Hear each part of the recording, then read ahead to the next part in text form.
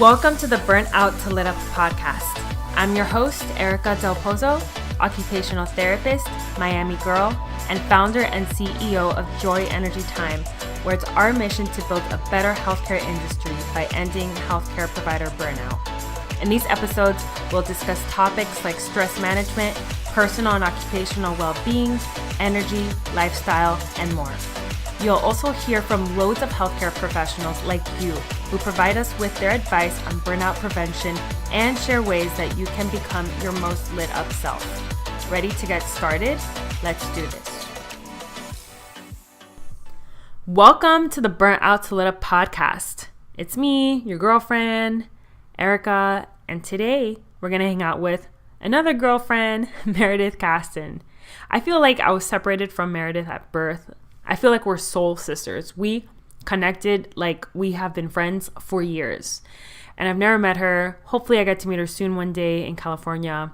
And by the way, if you want a breakdown of our road trip, I talk about it a little bit more on episode 29. We are driving from Florida to California, but we're making this a month road trip.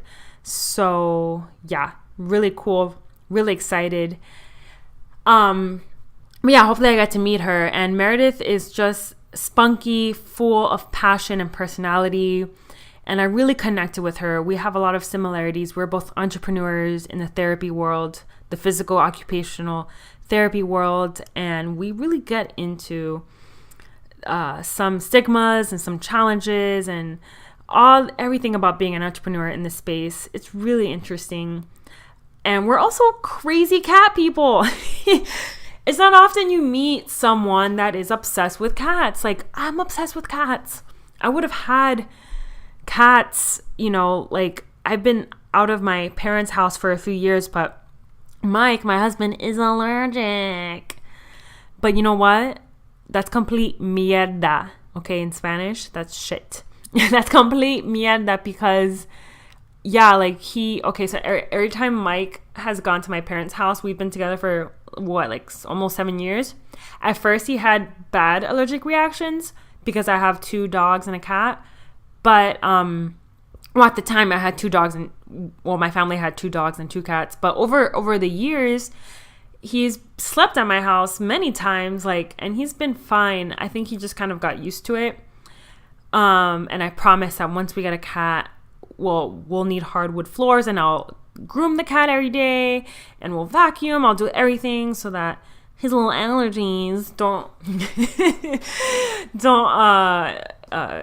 they're not irritated. But anyway, yeah, we're both crazy cat people. In the show notes, I'm linking Meredith's cat opera. She has a cat opera.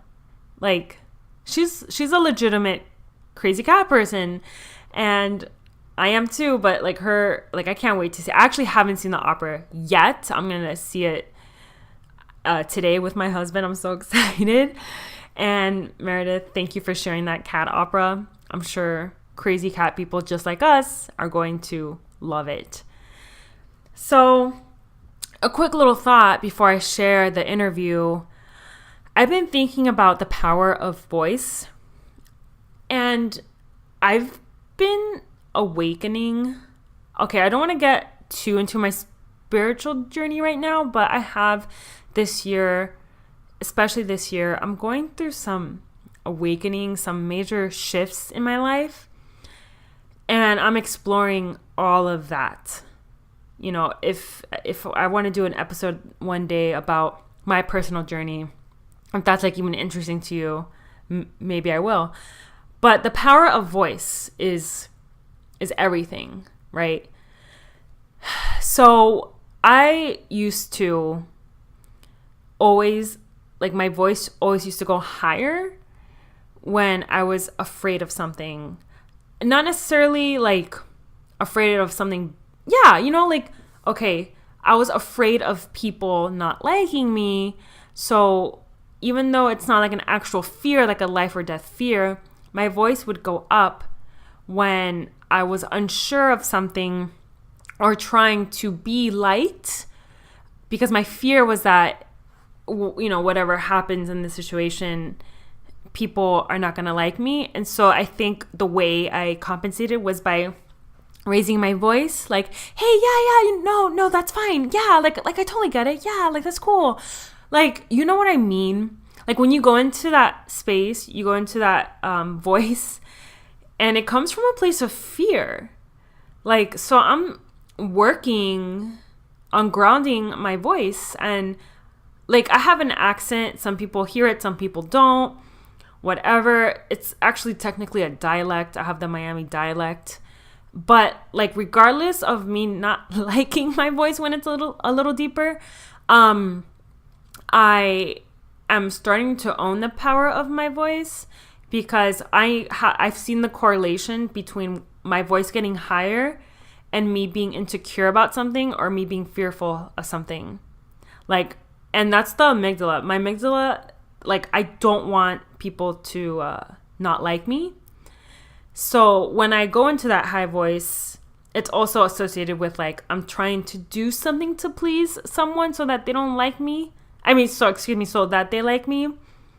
Like, I don't know if I'm explaining this well, but I'm sure like you get what I mean. I hope so.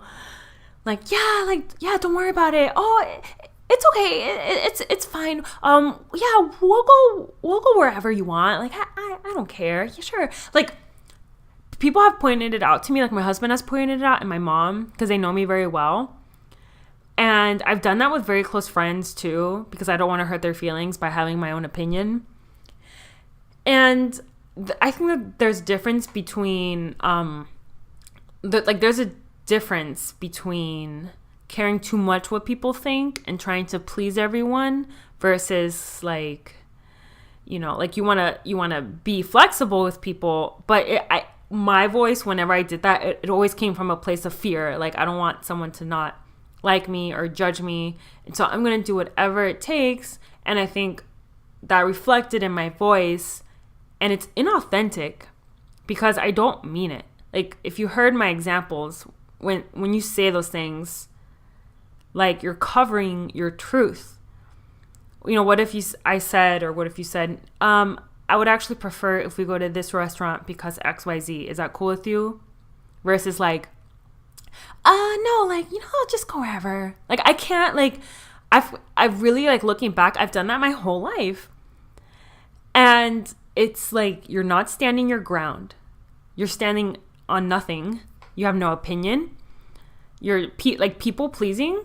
I've seen it in like my voice. Like, it's much more, but I notice I'm doing that when my voice changes. So yeah, it was like a revelation when I thought about that, because my spiritual journey right now is being really true to myself and being more aligned with my goals and my mission, and approaching health and wellness in a way that makes sense to me. And a part of that is dealing with people and having relationships with people. And I've always kept certain relationships around out of fear of not having any other friends, or fear of like, you know, no one else is going to like me, but these people are okay with me. It's like, I'm getting into this really groundbreaking work right now. And the voice thing really bothered me. So I want you just to notice, do you do that? Do you do that at work? Are you afraid to speak your mind? Or are you doing that with friends, with family? Are you over committing and you do that? Like, no, it's fine, I got it. Yeah, like, yeah, I can take that shift. Like, yeah, whatever. It's yeah. Or like, can you be like, can you come from a different place? You know, can you just come from a different, more authentic place? And like, yeah, maybe I still do it. I'm not saying I'm perfect or that my voice doesn't get high sometimes when I'm excited, but I'm talking about like in this particular case, it's because I'm not being authentic and it's out of fear. So yeah, just pay attention. Notice that if you do that, and I mean, I can't wait to share all my other little awakenings, but yeah, that's one of them. So great. Be mindful of your voice, guys. Without further ado now, let's smoothly transition to this interview I had with Meredith.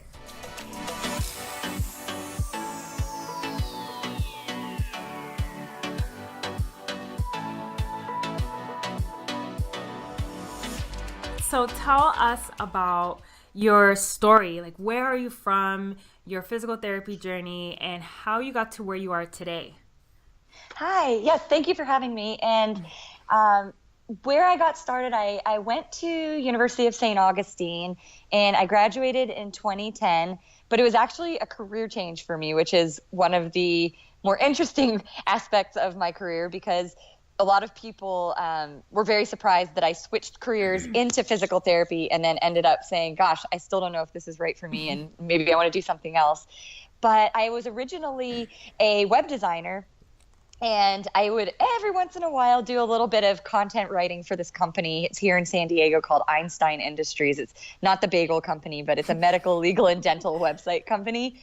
And so I worked there for a year or two, and then I went and worked in another company called Achieve Internet for another year or two. And then at that point, I hurt my back and went to PT school because I was so excited by how quickly I recovered as a patient. And I thought it was pretty much magical that someone could say, hey, do some exercises, and all of a sudden this unremitting back pain you've had for the last 6 or 9 months before I finally went to PT. And then I was able to get better. And it was this shocking feeling of like, there's this miracle cure out there called PT. And that's what made me want to go be a PT. So then I ended up going to school. I was very, very lucky, and I got scholarship money. So I wasn't coming out in the just insane amounts of debt that a lot of my classmates were. And then graduated 2010, and then worked in outpatient ortho for a couple of years, and I enjoyed it fairly enough, but I never felt quite fulfilled, and I never really felt quite like I was doing something that was using my I'm trying to think of the right word, but I guess using my personality to the fullest.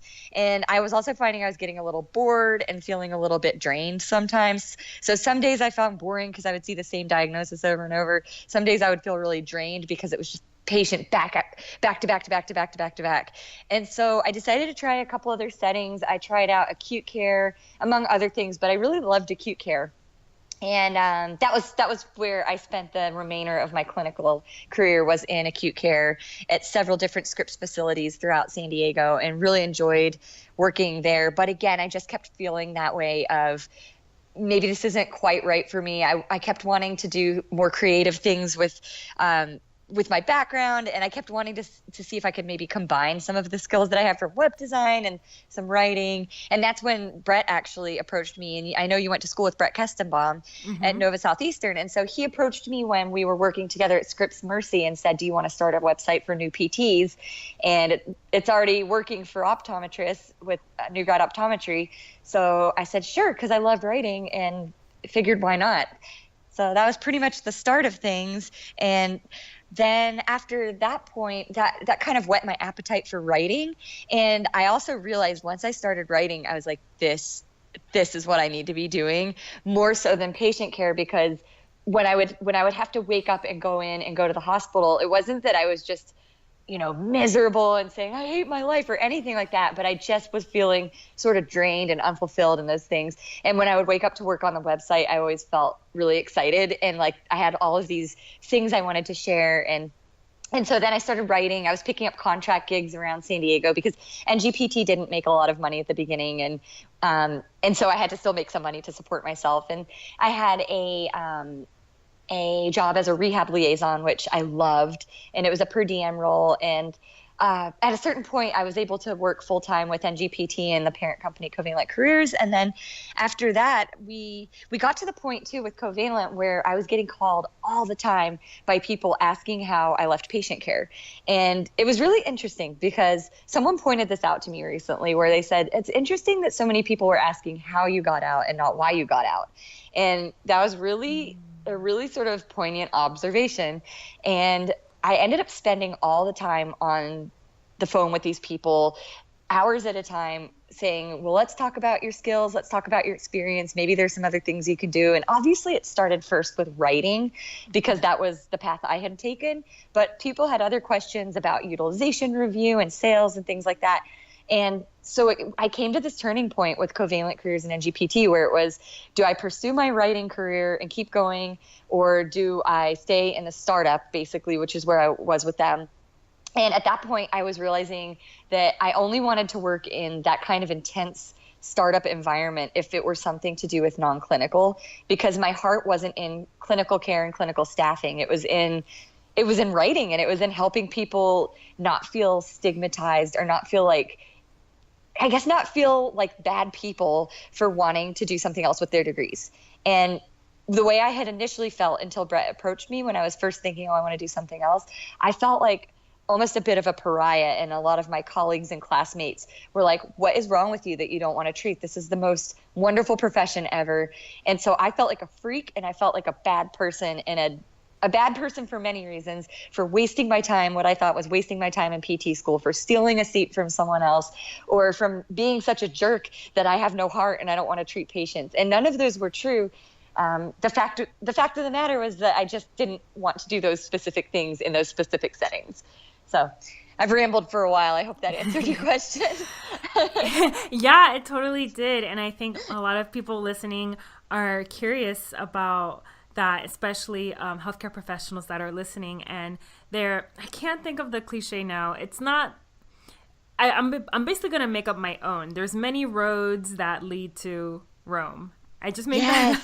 I don't know if that's I know Rome wasn't built in a day is one, but I know like many roads lead to, we can fill in the blank, lead to happiness, lead to joy. So once you understood that you're not a freak, and that, that it's okay, and it's actually should be celebrated that you have different passions and skills within your profession. Like how did that feel for you? Like, did you feel freed? Like, did you feel like this was, this was your path?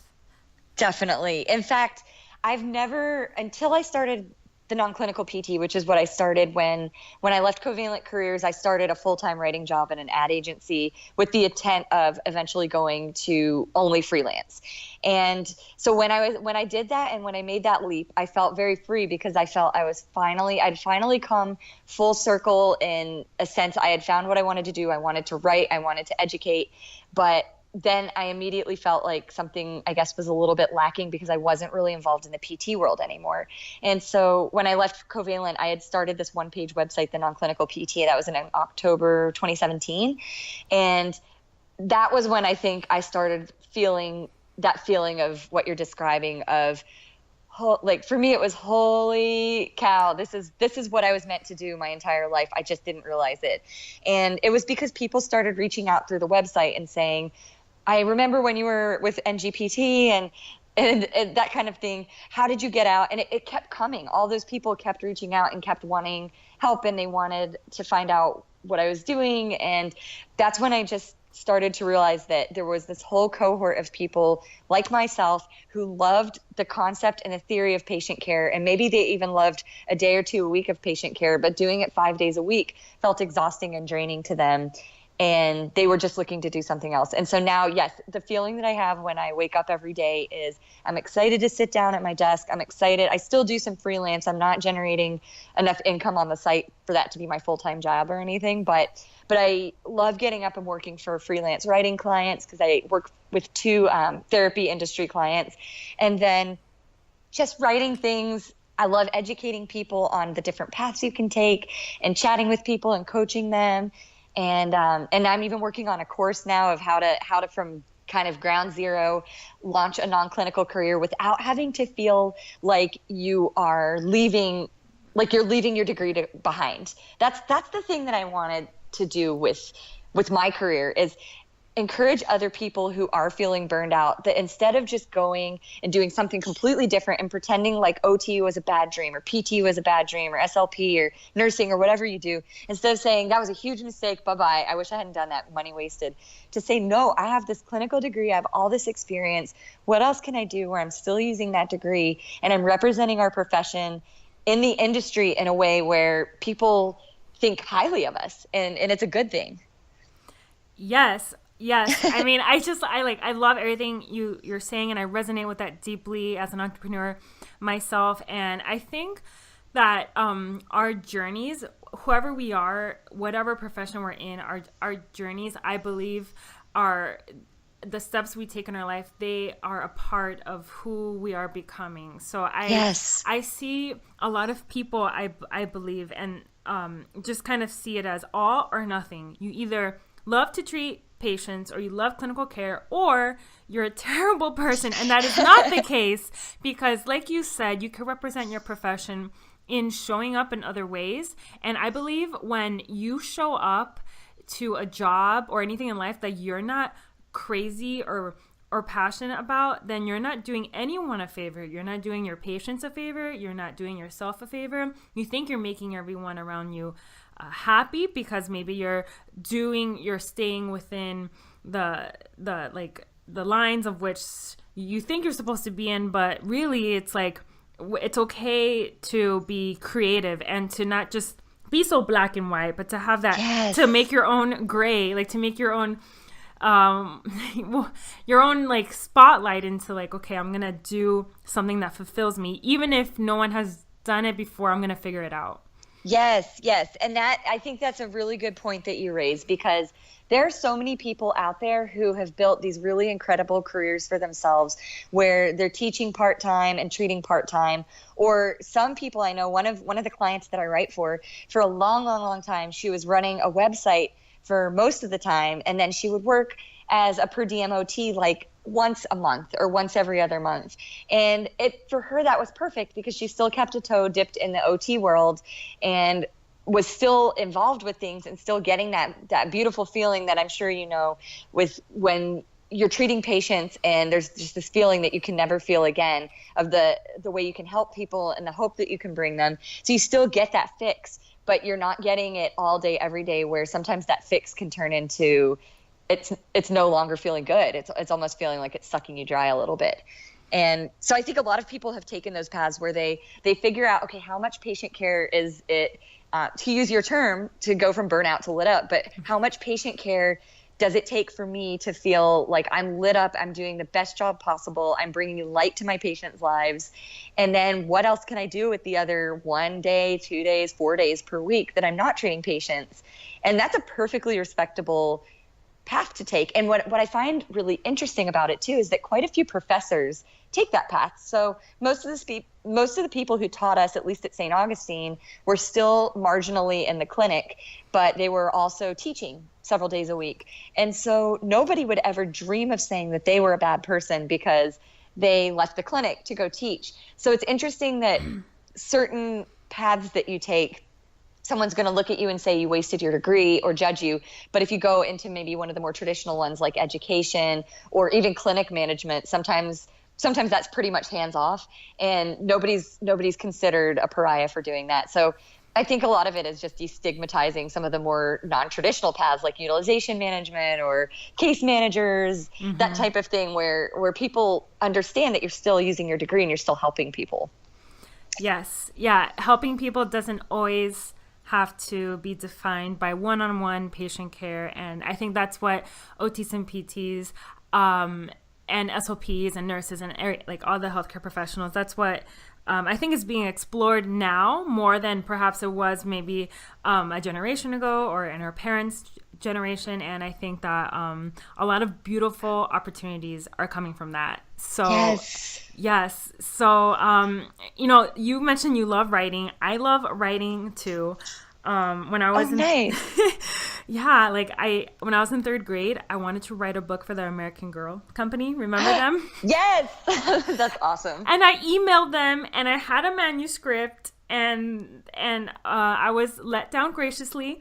But I realize now that I always used to dismiss the fact that I could become an author because I've chosen my career, but that was black and white thinking on my half. So how did you, what were some things you did to overcome that? Or how was that process like for you? Sure. Well, for me, I didn't know that I wanted to be a writer until Brett asked me to do the site. And it was almost like somebody had taken a drain and unclogged it, and where I was feeling really stagnant and just not, I felt like everything was, I just felt like a lot of things in my life were sort of stagnant. And then all of a sudden when I started writing articles, it started flowing. And so the way I started writing as a PT is someone told me a long time ago, I don't know who, but they said, write what you know. Because I know when Brett first approached me and said, let's write this website, I looked at New Grad Optometry and I was trying to identify what they wrote about to see what we could write to be successful. And it was all clinical articles. And I was looking at it like, well, I'm not really qualified for that, because I've bounced around like a ping pong ball and, I've done kind of everything and haven't really focused on any one thing. And I thought I was going to be this outpatient ortho kind of sports person. And then I got out there and was like, this is not for me. And so when I started thinking, okay, write what you know, the first few articles were basically how to write a cover letter, because I jumped around jobs so much that I knew how to write a good cover letter, how to write a resume. And then some of the other ones were, what are the settings out there for you? And so that would be my advice to anybody who wants to write, who's thinking about saying, well, I want to maybe launch this partial clinical or non-clinical career in writing. Don't start trying to replicate what's already out there. Find something that you understand really well and can write about. And it might blend some of your personal life with your professional life. So I know somebody who's doing a nutrition blog who's also a PT, and I know people who do a lot of pediatric blogging. And so you just kind of have to identify, let's say, for example, let's say that you wanted to do a pediatric blog, but out there are already some really good ones that are covering a lot of bases, like pink oatmeal is a really big one. And so you don't want to kind of recreate the wheel, but you want to write about pediatrics. So you could always write about how to grow your career as a pediatric PT. So the types of clinicals you want to go for, the types of jobs you want to go for. And then if you're not a person who's super career oriented, you could say, here are all the best pediatric here are all the pediatric websites out there that are the best. And so you could then list all of those ones out there. And so I know a lot of people who've kind of taken that approach, and they've said, there's another person I know who runs the Debt-Free PT site, Emma Shapiro. And so she writes about debt and travel and things like that. And a lot of people write about travel PT, but not as many people are writing about debt and travel. And so you just kind of find that niche where you say, this is where I am, this is what I know. And then create really big, good articles that people, instead of being a flash in the pan article that's like, hey, here's how to use this new piece of tech in your practice, where people are going to forget about it when the tech is obsolete. You say, for example, with the pediatric example, here are 10 of the best pediatric PT websites out there. And then that's a piece of content you can continue going back to and updating it regularly. And then some other advice I would say is to start publishing on places like medium.com. I've actually never written for Medium, but I know that for people who don't want to host their own blog, that's a really great site to get an article posted, and then it's got a built-in audience. So a lot of times your article will get blasted out to other people on Medium. So it'll get seen. There are lots of free sites like Thrive Media that will take free guest submissions. Student Doctor Network, NGPT, will take some guest submissions. And I'll even take guest submissions on the non-clinical PT as long as they're fairly related to the idea of non-clinical careers. And so there are all these different sites out there where you can get your feet wet and start blogging. And then depending on how you approach it, if you're only writing on Medium, then that's fine. You probably don't need a portfolio website to amalgamate all the information. But if let's say you're kind of guest posting all over the moon on this topic that you're trying to establish yourself to be an expert on, then you can set up a contently.com writing portfolio. And then what that does is it pulls in all the online content that you've ever published into one spot. And so it's really easy when you go for those writing jobs to just send the client a link that says, you can read everything I've ever published right here. And then they can just click the link and get this list of all your articles, instead of having to poke around 15 different sites and then look for your particular blog. Oh, I love that. Write about what you know, and also don't be afraid to explore your interests. Because like you said, the drain being unclogged, that's such a great analogy. It's like you weren't aware that it was clogged, but then when you were given that opportunity, you realized, wow, this is my jam. Yes.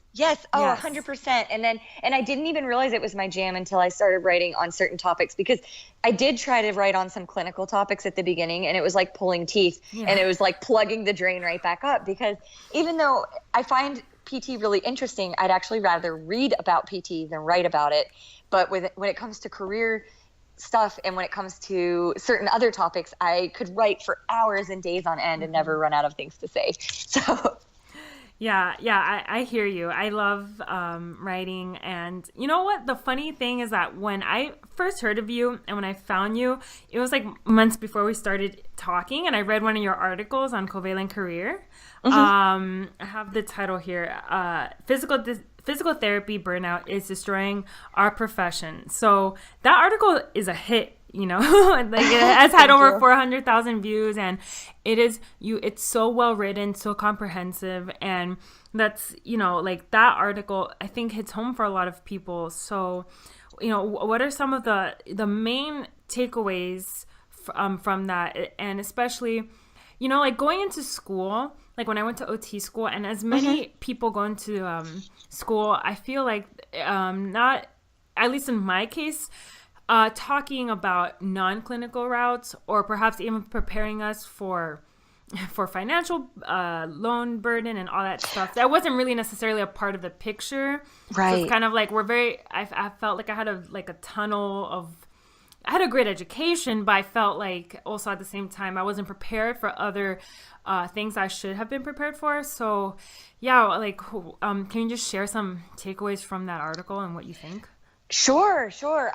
It's interesting because I started that article before I was working for Covalent Careers, actually. So it was back when I was working mostly, I was writing with NGPT and publishing some things there, but it didn't really make sense for that site. And I was working at a healthcare tech startup and working as a liaison. So that was the point where I had the 3 different jobs. And I remember when I was leaving patient care, kind of making that transition out, and people were saying, some people were really bashing, that's a really harsh word, but some people were really making me feel pretty silly for leaving patient care. And then other people were coming to me in confidence and saying, I would love to do that too. I just don't know what else I would do. Right. And so as that was happening, I was forming this, I've never written any form of investigative journalism in my life. And so I was just forming this idea of what if I wrote this big article that put it out there and let the world know what's going on in our industry. And not to say that we're going south and everything's terrible. And I sort of regret that title, to be honest, because I don't think that destroying our profession is necessarily the right word. I think physical therapy burnout is a huge problem in our profession. Probably would have been a better title, but it's too late to change it. And but the takeaways really were that once I started really digging, I realized that so many people feel burned out, and burnout manifests in lots of different ways. Some people feel physically sick and tired. And so a lot of the people that I interviewed were saying that one of them, I think I mentioned in the article, had shingles. And then a bunch of the PTs at her clinic had gotten shingles. And that's a stress related disease. When it's gotten in younger people, it's very much related to stress. And then other people were saying that they just felt kind of depressed. And then one person said that they didn't feel like they could ever have kids if they wanted kids. And so I felt like all of these different stories I was getting did have this common thread of all of these people feel burned out and frustrated, and they're not getting the support that they need. And some places do give support, but in many of the cases, the answer was, you should just take some more time for yourself. Yeah. And so someone says, oh gosh, maybe you should take a personal day. And I mean, a personal day and a vacation and some time for yourself are helpful. But when you're dealing with absurdly high patient loads and you are unable to complete your documentation, or your patient satisfaction will suffer. So you have to choose between patient satisfaction and productivity. When you're put in these positions where you kind of can't win, you're going to get burned out. It's going to happen. And so I think that the takeaway for me when I wrote that article was that it's much bigger than we realize. And at least now people are talking about it. And for better or for worse, I honestly joke around now, but I'm dead serious. I think if I wanted to go work in patient care ever again, I don't even think I could get a job, because one, I've been out for 3 years, but two, I wrote that article and I didn't mean to throw any of my former employers under the bus. And in fact, most of the people I interviewed weren't even people that I had personally worked with. They had worked at other places. A few of the places I mentioned did have some weird practices, but but that's universal. But I do think that I would have a hard time getting hired because I said that. And I think that in and of itself is a problem, that you can't speak up about a real problem without sounding like a whiny complainer. And nurses have their unions, and I'm not sure why physicians seem to have these options, but I know that they have a really strong representation in their, American Medical Association. They have a strong lobbying presence, and they've got just a lot more numbers than we do as therapists. And I suspect that that's maybe part of it, is that PTs and OTs and SLPs were not very big professions to begin with. And unless we band together and we discuss these major issues that are plaguing all three of our respective professions, nothing's going to change. And then more people are going to take entrepreneurial routes, which is a great thing. But it also means that a lot of people that might have been otherwise extremely happy in patient care, really good therapists, really attentive, if they feel burned out, they might just feel like their only recourse is to just leave and do something else. Wow. I mean, like, you can see me because we're interviewing and you see me through the Skype, and I'm just like dying at everything you're saying. It resonates with me so much. And my dad always taught me to take the higher road and to always be professional. So in my experiences with burnout, I want to be careful because I don't ever want to be seen as I'm bashing someone, but these are just my experiences in certain settings that I have worked in. And it's like, that's my goal with Joy Energy Times, to stand up for myself, but mainly it's to advocate for other therapists, either therapists that are working now or therapists to be, so that they don't have to endure these hardships, because I got physically sick. I was throwing up in the bathrooms at work. Oh my gosh. Throwing up seemed to be my body's way of manifesting like the fight or flight. Yeah. And it's odd because it's odd because it was embarrassing. I didn't want people to think I had bulimia. It was truly out of stress. I was throwing up and I couldn't control it. So it was just going through that and going through the stigma of speaking up for yourself in the face of unethical dilemmas in a setting. I mean, it's just a difficult process, and it should definitely come to the surface more. And I think people like you and me and other entrepreneurs, we're on the way. We're making a difference already. We're taking steps every day, and we're helping. My goal is to help the profession and healthcare professionals to be in these places, to work without feeling afraid of speaking up. Yes. I think that's important, because I only spoke up once or twice at organizations, but usually it was because I always struggled with productivity, because if a patient needed a cup of water, I was going to get them a cup of water. Or if a patient wanted to cancel because they were sick, I didn't want to catch whatever they had. So I would say, please stay home. I'll catch you next time. And, that's not always looked on favorably by management, because it's the idea that you're going to lose some of your productive time.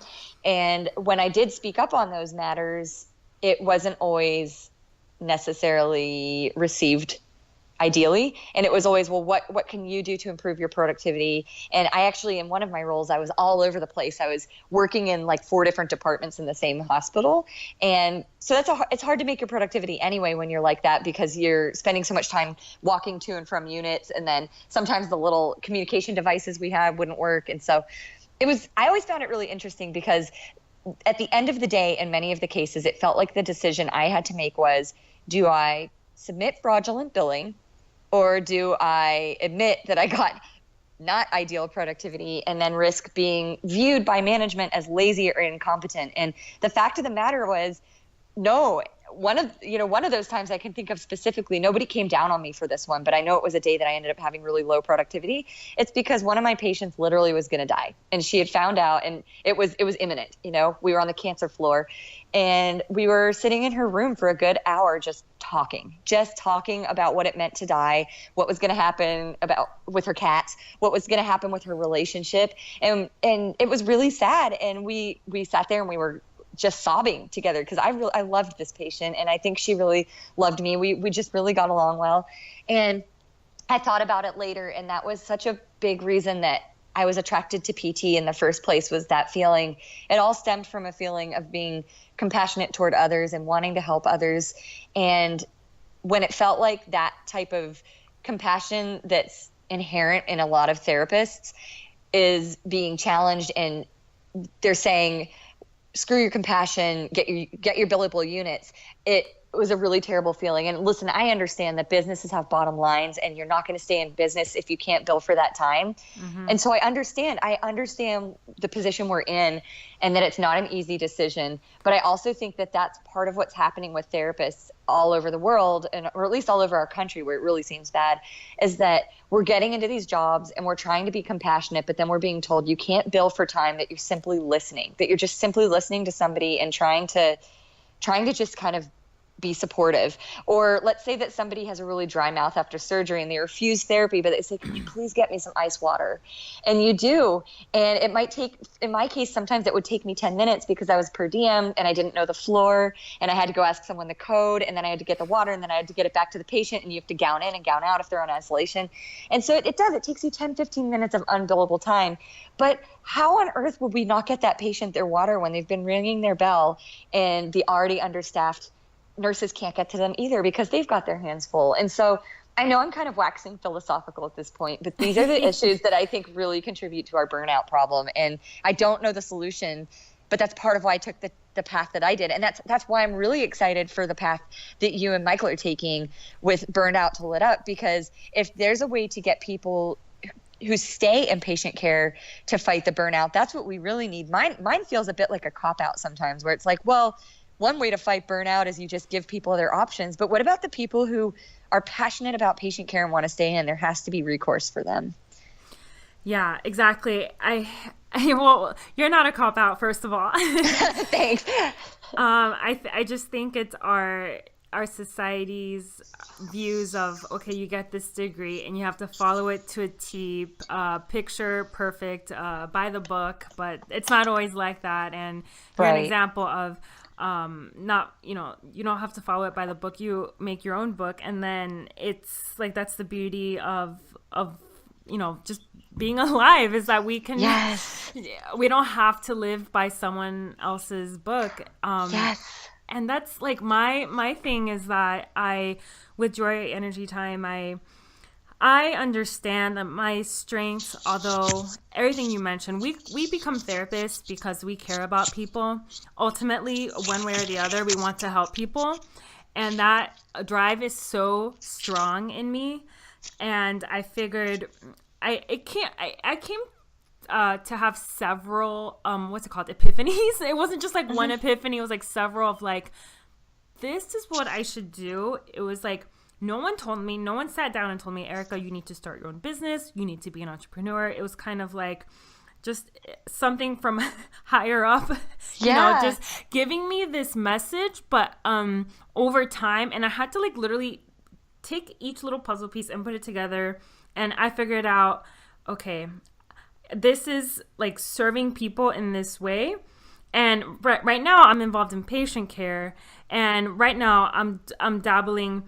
I have my foot, like you said, wet in patient care, and I have my other foot into this other new, unexplored territory. And for me, I never felt more aligned than I do now, because it's whether, and again, I don't want anyone to think, well, if, or comparing themselves to us. I mean, I've compared myself to other people. Like, everyone's path is different, and it's not fair to you or anyone else to be comparing yourself to someone else. Like, your path is your path, and other people don't have to understand it. Whether you're a travel therapist, you've been traveling for 10 years, or you're a case manager, like you mentioned before, like there's just so many like ways to be fulfilled. And yes, I forgot where I was going with this, to be honest. Okay.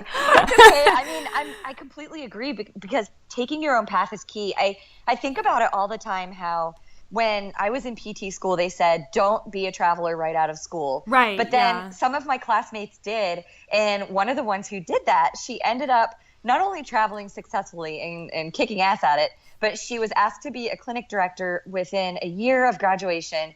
And now she's highly successful. She has this awesome life. She has 3 kids, and she's like balancing it all with work. And because she moved up so quickly from her experience with doing travel. And I think that is not, I mean, for me personally, my life doesn't involve any of those things. My life doesn't involve direct patient care. It doesn't involve travel. I love traveling, but I don't think I could be a travel therapist mostly because of my cats.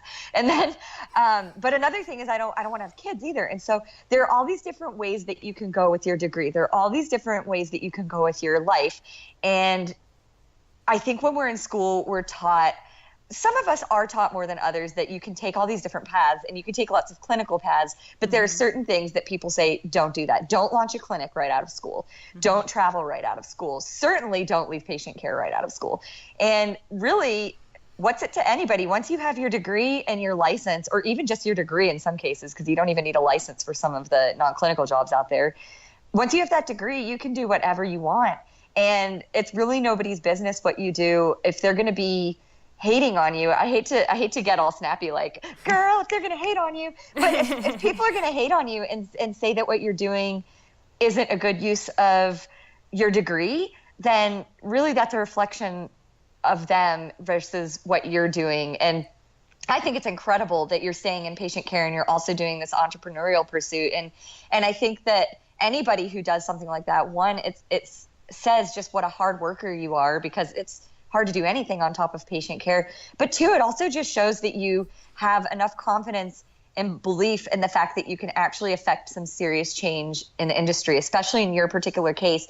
The fact that this is this challenging problem that many people haven't even talked about, much less tried to find a real effective solution. But you're out there trying to find a solution. And I think it's incredible that people are taking their own paths. And I don't remember what we were talking about either. I'm just pontificating at this point, but that's what happens on these things. So. Yeah.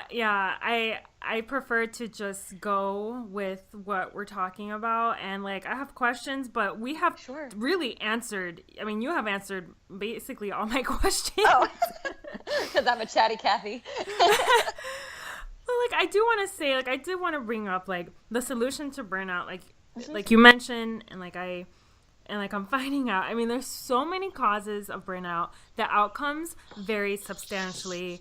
Everyone's answer is different. And what is something that a piece of advice that you would give to someone that's in patient care right now that is experiencing burnout, whether it's due to like the organization, or whether it's due to personal, and what I'm learning is that I'm learning that burnout is really a system, organizational phenomenon more than like an individual one. Like if someone's burnt out, most likely other people in that facility are also experiencing it. So it's just a mix of different things. So like, what piece of advice would you give someone? Yeah. It's interesting that you bring that up, because I actually spoke with a nurse recently who was saying that a lot of the problems she has in her job are she's not alone. She said that their turnover is just insane and they're losing nurse after nurse after nurse. And I've noticed that too with therapy jobs, is a lot of, you'll see certain clinics just have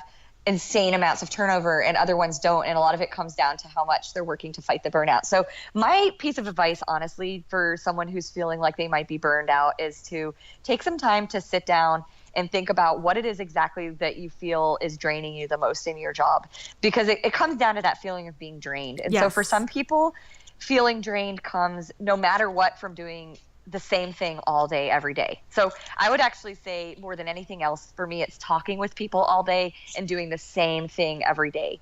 And so once I was able to identify that for me, I needed variety, it doesn't matter. I probably could have been equally happy as a registry physical therapist than in a non-clinical career looking back, because I just needed a lot of variety and change to stay happy. And other people, they might find that what's making them drained is the exact opposite. They might be in a per diem position where they're getting thrown all over the hospital and they never have any organization and they never know what's going on and no day is the same and all they want is just consistency and stability. So that's one thing to look at, is what components are making you feel drained. Another thing is, are you getting to do the things that you're good at in your job? So for example, as maybe an outpatient OT or PT, are you really, really good at building rapport with people, like building rapport with new patients? Well, that's great, but if you're never put in the position where you have enough time with a patient to build that rapport and you feel like you just have to fling them out the door after 20 minutes, then that's what you do best. And maybe you need to work in an environment where you have longer treatment time or less reliance on aides. Or do you feel burned out when there's chaos all around your head? So this is another example. At one point, I worked at what I thought was supposed to be the be-all, end-all, best sports clinic. It was like an applied functional science clinic, and it was awesome. This clinic, if I were going to be happy in any outpatient sports clinic, it would have been this one. But one thing that I realized is that it was really loud and chaotic, and people were always coming at me and asking me things, and I didn't have a private treatment area for patients. And I found it so chaotic and distracting that I was just exhausted by the end of the day, and I had to do all my documentation at the end of the day. I would notice that the other therapists would sit there and document during, there'd be a football being thrown across the room, and they're just documenting with this football going over their head. And I was like, this is just not for me. And so that's where it comes down to introspection. And so I actually always recommend that people take some personality tests and consider career counseling or career coaching, but you don't have to go and pay someone for it. Consider just getting a group of people. If there are 3 or 4 therapists at your facility, instead of just complaining during lunch or going to happy hour and venting, sit down and think, what am I good at?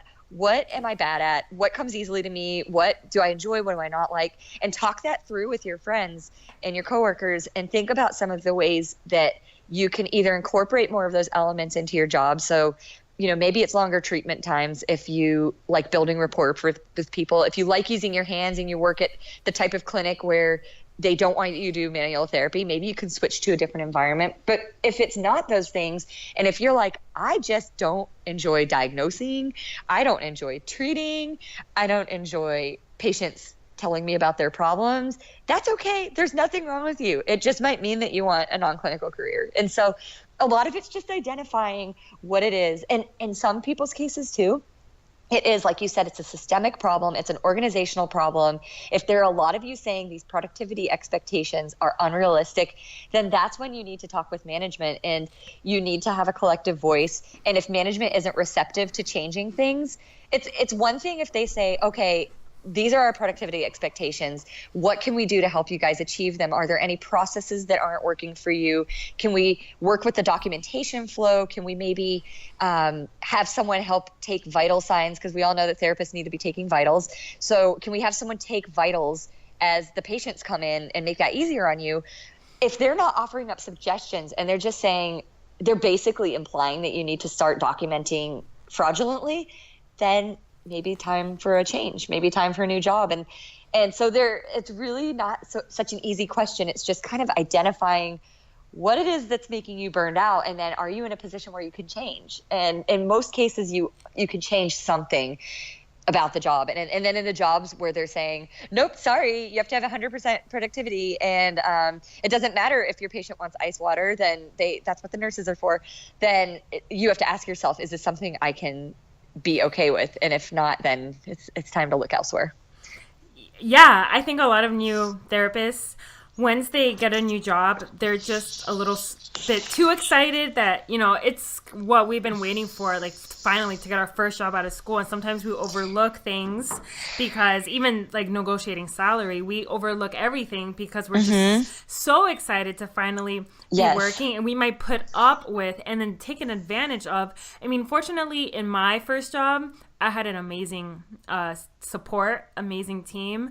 And I realized when I spoke up about the workload that I was enduring that caused me to have a breakdown, they listened. And that's the type of thing, that's the type of environment, is right for you. And I just love what you said. It was like a golden nugget. Like, instead of complaining with your coworkers and going out to happy hour and just drowning your misery and your cynicism, like, actually have like a brainstorming with your coworkers. Like, what are my strengths? What is it that I enjoy? And like, be honest, what is it that you don't enjoy? But it's a like really look at like everything that how can you work as a team? And, right. Like, teamwork. And I realized when you are on board, like, I work in a clinic where there's speech therapists and that's it. And we communicate a lot extensively. And I feel like we're all on board. We're all on the same page. But I can imagine in a hospital how that might not be always so easy when you have nurses and doctors and therapists and so and so. And it's like, I notice when there's that teamwork and, like you said, like, you're getting the ice water for a patient and the nurses are busy and you're helping them out. And if you need help, the nurses can help you out. It works both ways. And I feel like those relationships are crucial because you build a community versus every man for himself. Like, that's not what it's all about. Yes. But it's interesting you brought that up. Very astute observation, because I think that has naturally unfolded a bit in some of the hospital environments where I've been out now about 8 years. And when I was in hospitals around 5 years ago, it felt very collaborative. And they would say, okay, if you have a heavy patient with low level of tolerance to exercise, you could co-treat with an OT. And I love co-treating. And I even co-treated with a speech pathologist once. We helped the patient sit up straight so they could speak better. And it was so wonderful. And so the co-treating aspect, I used to learn a lot, and I felt like it was safer. But right around the time that they said you can't co-treat anymore, they also said, well, and we're getting rid of our lift team. And so then it was like, well, you still need to get the patient out of bed, but you need to do it without a lift team, and you can't co-treat. So they're basically taking away all of your safety and all of the joy of the treatment. And then I think when you do that to clinicians and you sort of say you can't collaborate anymore, you can't work together to dovetail treatments because this reason or that, or it's not going to be reimbursed, which I know is out of the control of the hospitals.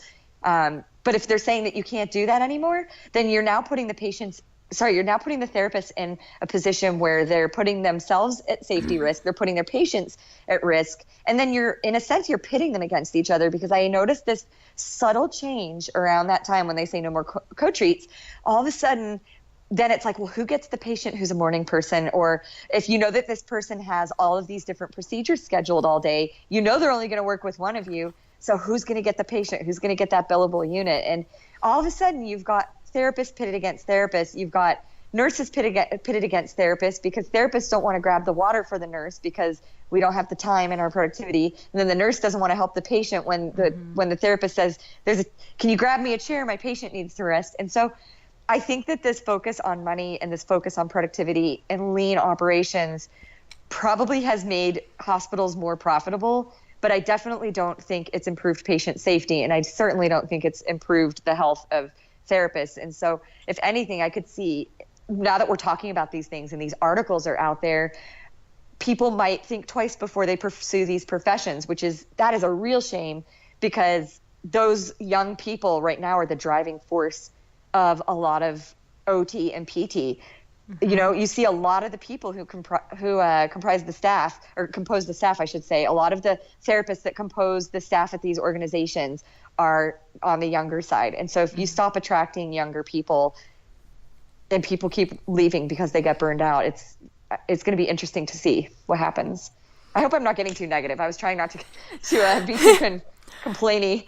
No, I don't think we're complaining at all. Like, we're having a real talk about real instances that have occurred, because that was my view. Right. That was my fear of, like, okay, like, I know we're on the same page, and it's like, I hope people don't view this as like, oh, we're complaining. But I think there's a huge difference between like being negative and complaining versus just like really laying out what there is so that people are aware, because we need to talk about, I mean, I feel like there's so many issues now that are being brought up, like in not in our professions, but like in our country, like in the world, a lot of things are coming out, a lot of movement. I'm like, and now with the recent like suicides, even though they weren't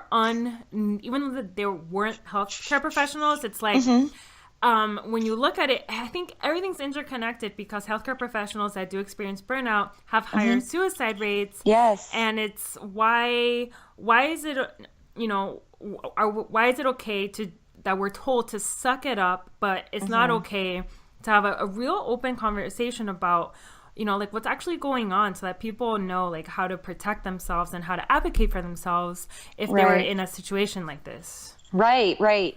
Well, I recently revisited the core, the APTA core values, right? Yeah. Core competencies, core values, I think, for PTs, and they're some of the most lofty, admirable values you can imagine. It's like altruism, compassion, professionalism. And I think that because we're taught and we're expected to be extremely altruistic and completely compassionate people, we automatically sort of steer ourselves in the direction where whatever somebody else needs, that's what we'll give them. And we bend over backwards. And especially when you're dealing with someone in front of you who's suffering, you want to be altruistic, you want to be compassionate, you want to help them.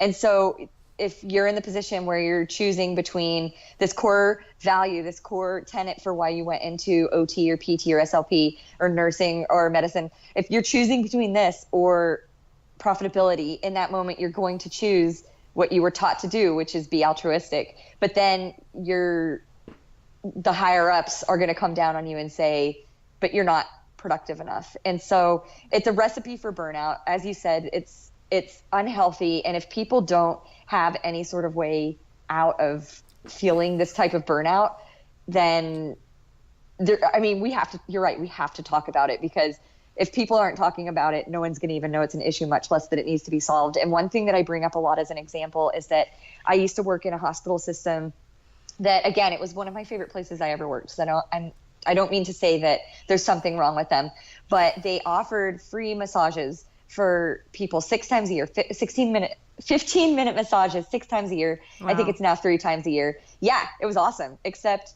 at one of the facilities where I worked, I was unable to take the massages ever. I think I had them like once or twice at the other facility, and I worked there for 3 years.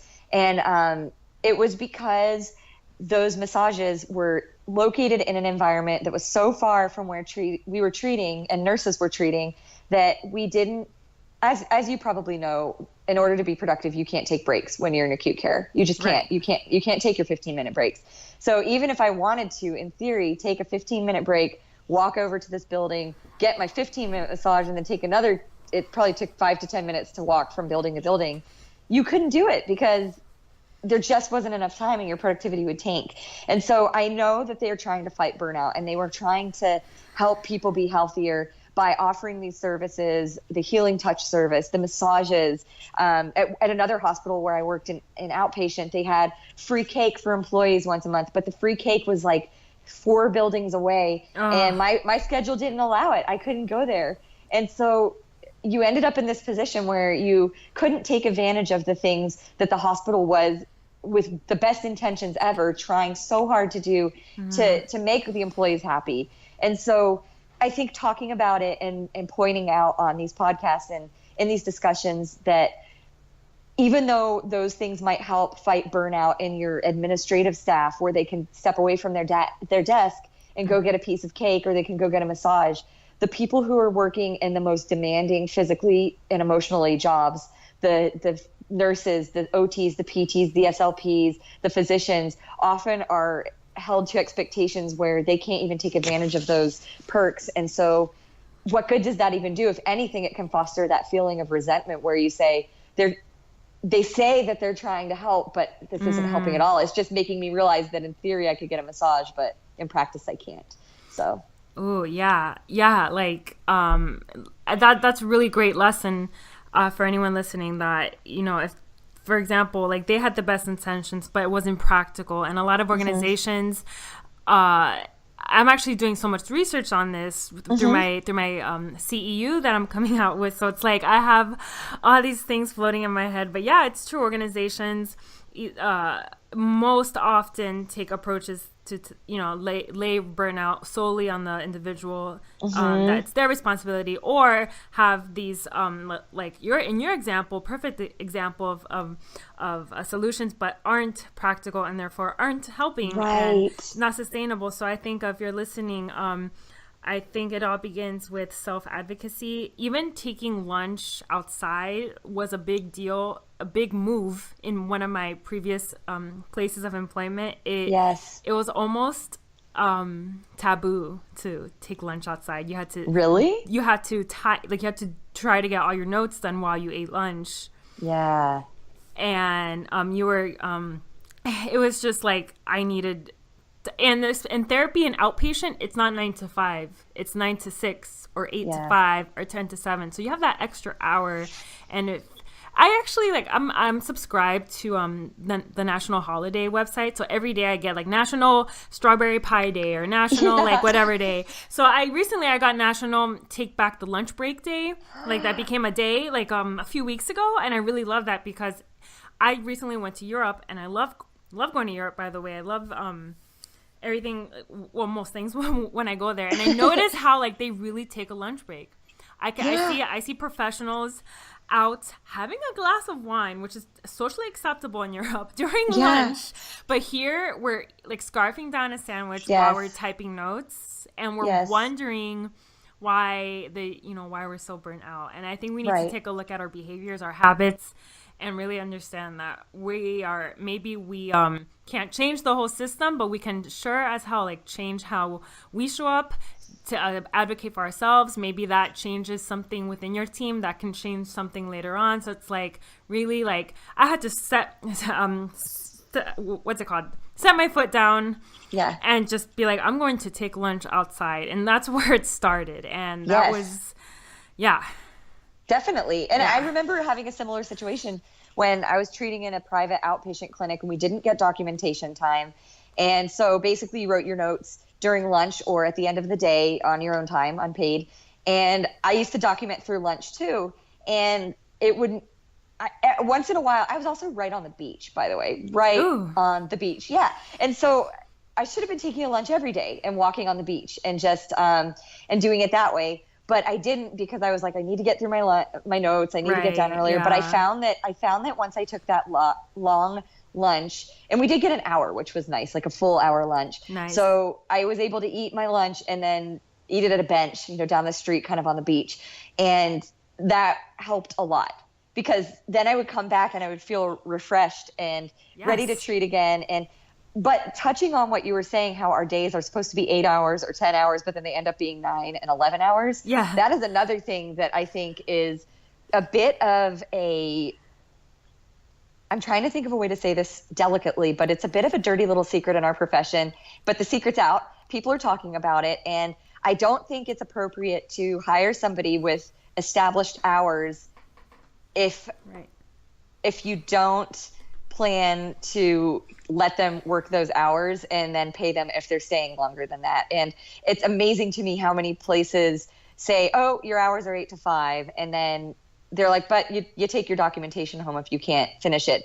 And I don't think that makes any sense from many, many, many perspectives.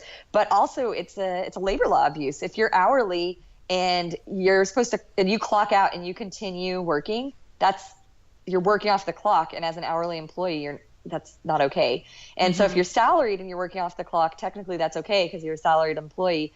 But those are those things when people say, well, how do we fight this? I think part of it is asking during the interview process, do I have established documentation time? And I would recommend do not take a job that does not give you chart time. If you take a job that doesn't give you chart time, I'll be shocked if you're able to get out on time on a regular basis. I remember one Friday, I took home 13 evaluations. Oh my gosh. And you probably spent your weekend. I spent my weekend. Yeah. And I casually, this was, again, I don't want to throw anyone under the bus, but this was one particular place where I did experience the most burnout. And I lightly joked with the owner of the clinic about this. And there was nothing to be said about it was disregarded, and it was seen as an expectation. Yep. Yep, because you're altruistic, and that's the thing. It's you are, and that's what kills me, because for a lot of newer grads especially, and I know that you said you've been treating about 5 years, and so if this was a while back, you were still considered a newish grad, and for new grads it's the hardest, because we're still getting our feet wet as new grads. We're still figuring out our flow. We're still figuring out how to be efficient in the clinic. And so to not build in documentation time for someone who's still figuring out how to be the best diagnostician and how to be the most efficient with their treatments, you're basically asking somebody to burn out. You're basically putting them in the position where there's no choice but to burn out, because they're going to use the whole hour or the whole half hour, however long they have with their patient, trying to do everything they can. And then they're going to take their documentation home at the end. And sometimes you can document while you treat and while you eval, but the care isn't going to be there. So it's going to start compromising the patient satisfaction. And so you're kind of just putting people in a position where they have no choice. So if in this case, I think it's important for new grads and students, rising grads, from a burnout perspective, to prevent burnout, to lay the law down. Like you said, put your foot down, make sure you take that lunch, make sure that you use your lunchtime, make sure that you talk to the people that are hiring you. And honestly, if you're going into a clinic that says you don't get documentation time, I would say run for the hills. But if you really, really, really want to work there because it's going to look good on your resume, or you think you're going to learn a ton, just go in with the understanding that you will probably be documenting off the clock. Hello? Oh, I'm sorry. Did we cut off? After you said documenting off the clock, it cut off.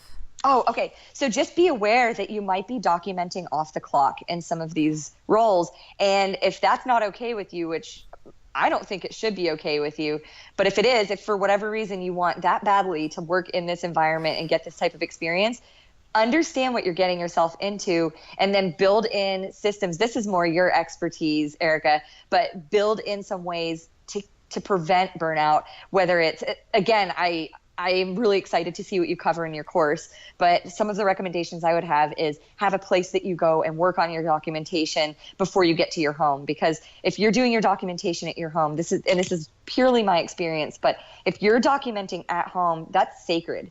That's your time. That's your home time with yourself, with your loved ones, your friends, your family, your pets.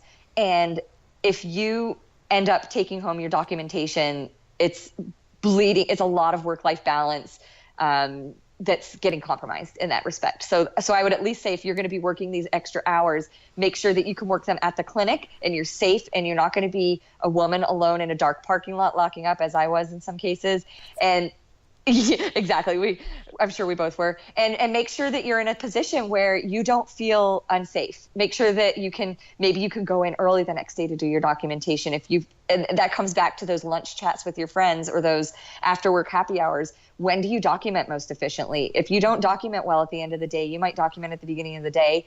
Get your charting done the next day at the beginning, if your employer allows it, and hopefully they will if they're going to make you not have documentation time.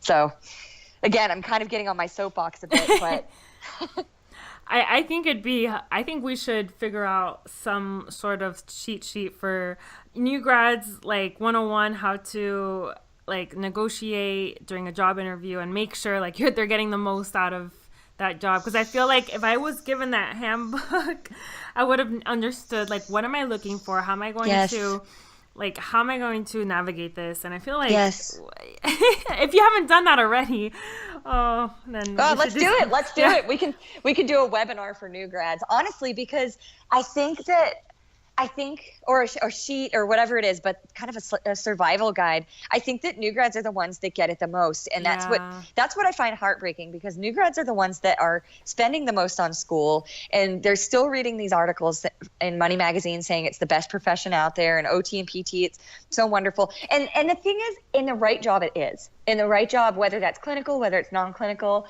you can be extremely fulfilled.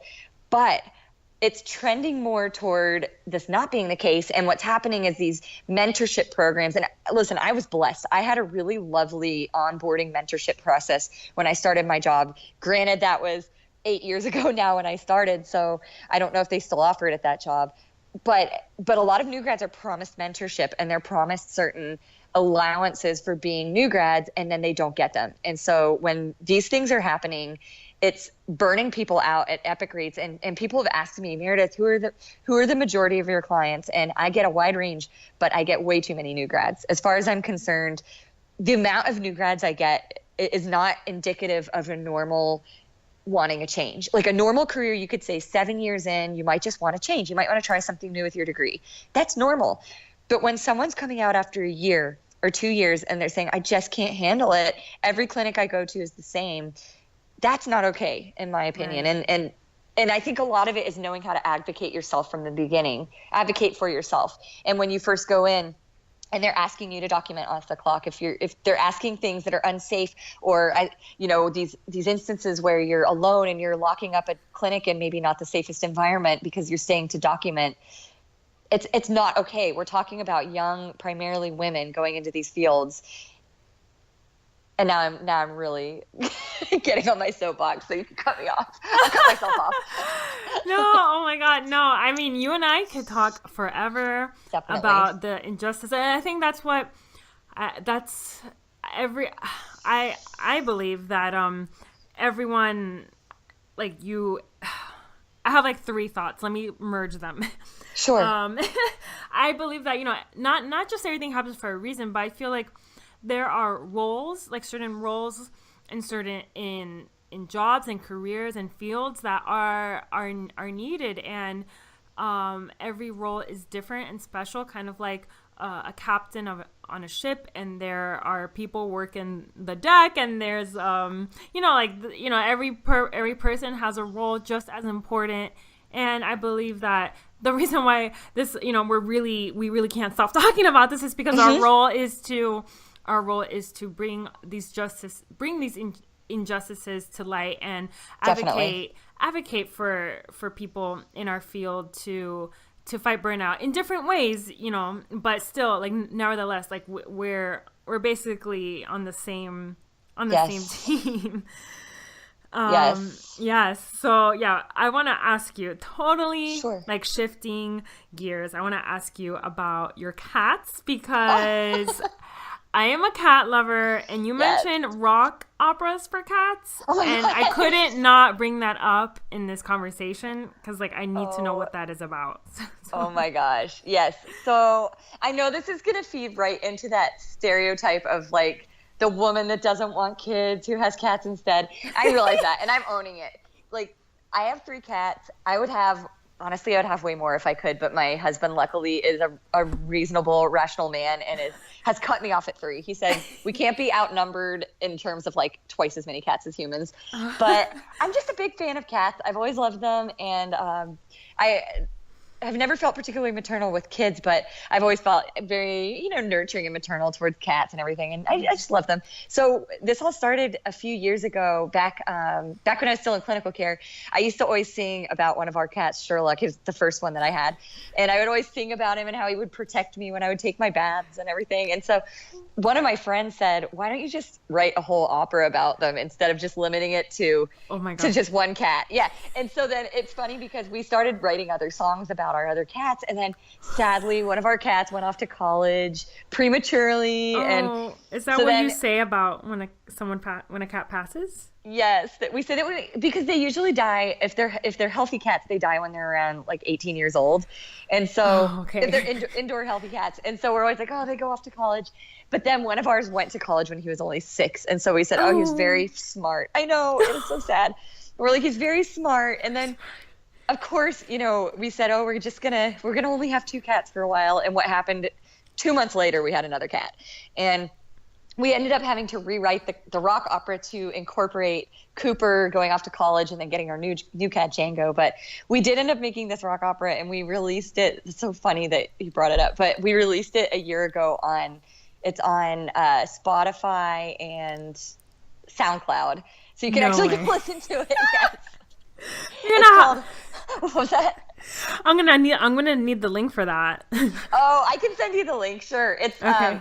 And just fair warning, listen, it's when you think of 2 people who aren't musicians writing a rock opera, I want you to have realistic expectations of what it is. That said, my husband is a really gifted music producer. He's like an amateur music producer. So he He actually did a really good job with the production on this thing. So it's interesting. Like, I'm not trying to launch a music career by any means, and neither is he, but he's super perfectionist. And so he was like, we're not putting anything out with our name unless I've produced it, at least so that it sounds like semi-professional. So it's called King Sherlock, a rock opera about cats. And you can find it on Spotify, but I'll send you the link if you want.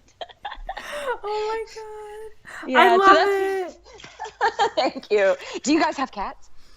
So that's a really sad question because we don't, because we're going to do travel therapy. Yes. But for because Mike and I have been together, like lived together for 2 years. So even before we arrived to the conclusion of travel therapy, he's allergic, but when he's at my parents' house, we have 2 dogs and a cat, and like over time, I've seen his allergic reaction actually completely diminish, and he can tolerate, like, as long as grooming the cat, as long as it's like maybe a short haired cat, I think he could definitely tolerate it. So if we weren't doing travel therapy, I would insist on having a cat right now. But I do have a cat in my parents' house. We've always had a cat. My entire life, always had a cat in the house. And now in our community complex, whenever Mike and we take walks, mostly every day, sometimes 3 times a day. We really like walking. Oh, me too. Yes. and we have neighborhood cats. I don't know who they belong to, but I just come up to them and pet them, and I always tell Mike I'm going to feed them, and he gets mad at me, and they're going to follow us, and I'm going to secretly kidnap one. Oh my gosh. Hey, I wouldn't judge you if you did. I fully support, not the kidnapping part, but I fully support the feeding part. And honestly, that's our favorite thing. We were always joking, maybe one of your listeners can take this idea and do something with it. But we always wanted to make an app that was like, I forget what it was called, but it was like Spot a Cat app, where you could walk through your neighborhood and ping locations where you've found friendly neighborhood cats that will let you come up and pet them. But then we thought about it, and we were like, what if there's some complete psychopath out there who wants to use the app to go and like hurt the animals? So, oh my God. So we said, oh, I know. Well, I've watched a lot of 2020 and Dateline in my years. I'm a neurotic, nervous type of person. But how cool would that be if somebody had an app that was like, it'll show you where all the friendly neighborhood cats are that are willing to be pet? I would probably have that on my phone, and it would go, at least for me and my friends, it would go crazier than Pokemon Go. It would be like the hot thing that we use. Because I'm a big walker too. I wish we lived in the same city. We could go on these walks where we just like wax philosophical about the industry and pet cats.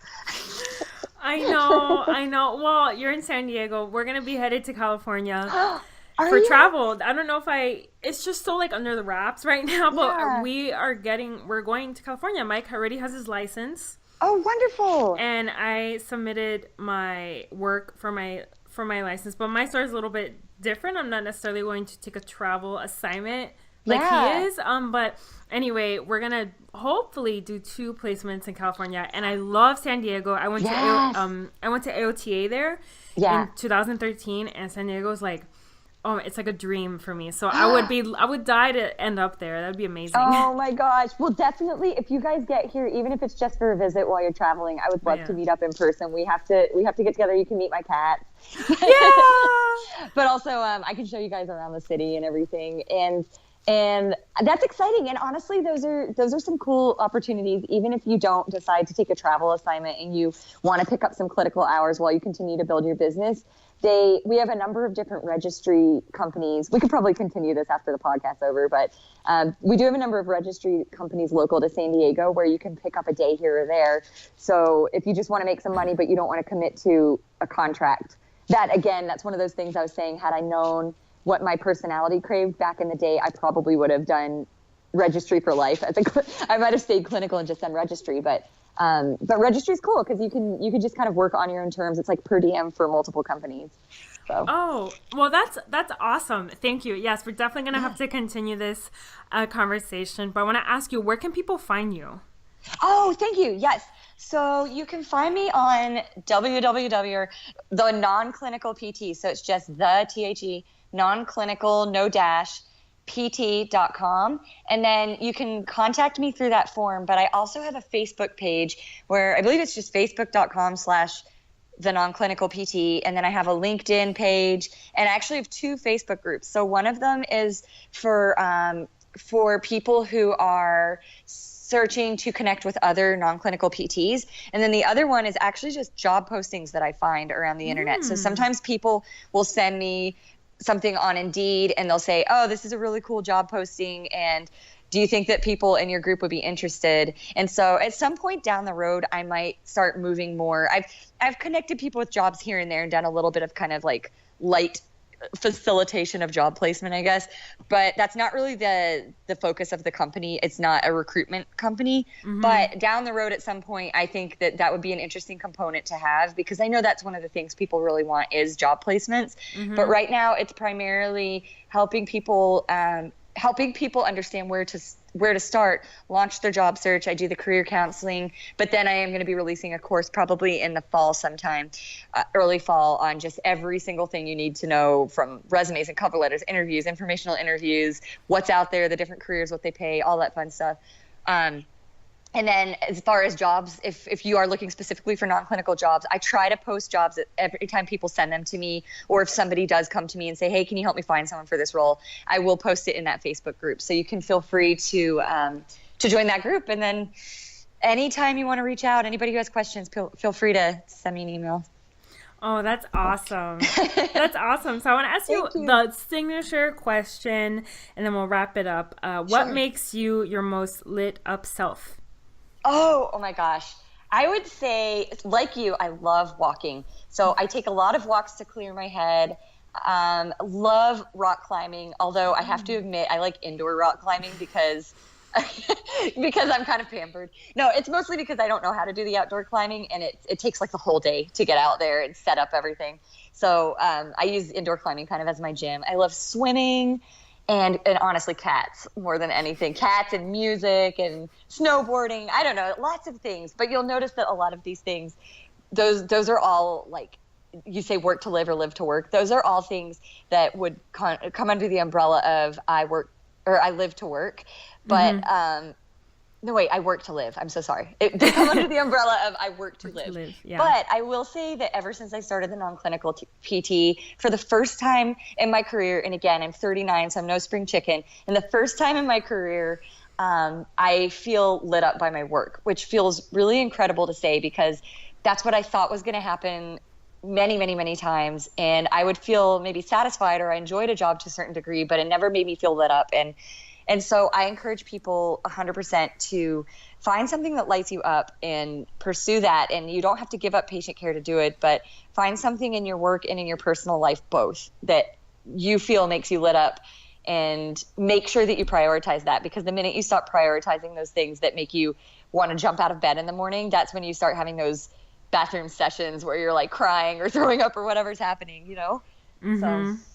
Oh my gosh, that's amazing. Don't just put up with your work, but live a lit up life, both professionally and personally. Yes, 100%. Well, thank you so much, Meredith. Thank you. Thank you for having me. I had such a great time chatting with you. This was wonderful, and I feel like we could have gone on for hours. I know. We'll have to do a part 2. Yeah, seriously. Thanks so much for listening. Like what you're hearing? Subscribe to our podcast, rate, and write a review on iTunes. It would mean the world to us. We come out with new and exciting content each week that will help you slay your burnout beast, so share the show with your friends and your coworkers so we can build a better healthcare industry together. Thanks again.